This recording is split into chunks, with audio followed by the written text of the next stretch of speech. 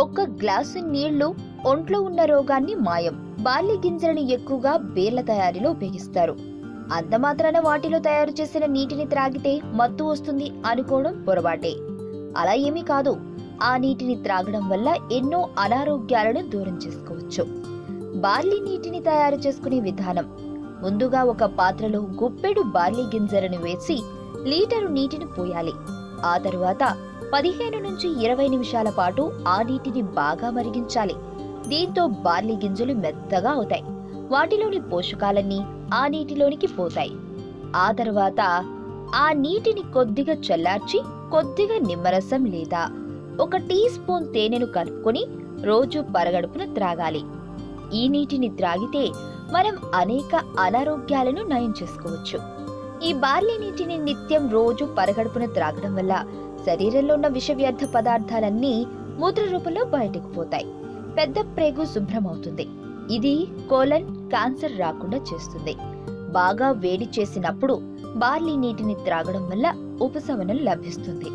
కడుపులో అసిడిటీ, మంట, గ్యాస్, మలబద్ధకం వంటి సమస్యలు తొలగిపోతాయి. బార్లీ నీటిలో సహజ సిద్ధమైన యాంటీ ఇన్ఫ్లమేటరీ గుణాలుంటాయి. ఇవి అన్ని రకాల వాపులను పోగొడతాయి. కీళ్ల మోకాళ్ల నొప్పులను తగ్గిస్తాయి.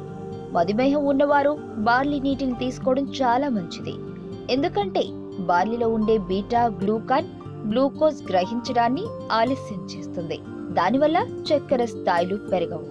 బార్లీలో పీచు పదార్థం పుష్కలంగా ఉంటుంది. అది జీర్ణక్రియను మెరుగుపరుస్తుంది. ఈ జావ వల్ల శరీరంలో ఉన్న చెడు కొలెస్ట్రాల్స్ తగ్గుతుంది. దీంతో గుండె సంబంధిత సమస్యలు రాకుండా ఉంటాయి. బీపీ అదుపులో ఉంటుంది. కిడ్నీలో రాళ్లను కరిగించే శక్తి బార్లీ జావకు ఉంటుంది. ప్రతిరోజు బార్లీ నీటిని త్రాగుతుంటే కిడ్నీలో రాళ్లు కరిగిపోతాయి. బాలింతలు బార్లీ నీటిని త్రాగితే పాలు బాగా పడతాయి. జీర్ణశక్తి పెరుగుతుంది. బరువు తగ్గాలి అనుకునే వారికి ఈ జావ చాలా ఉపయోగపడుతుంది.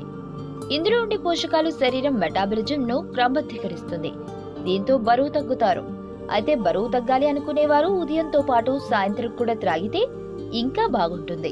వార్తావాణి న్యూస్ ఛానల్ ఎప్పటికప్పుడు రాజకీయ, సినీ విశేషాలు, స్పోర్ట్స్ మరియు సాంకేతిక పరమైన మరెన్నో విషయాలను మన ముందుకు తెస్తుంది. మరింత సమాచారం కొరకు వార్తావాణి న్యూస్ ఛానల్ ని సబ్స్క్రైబ్ చేయండి.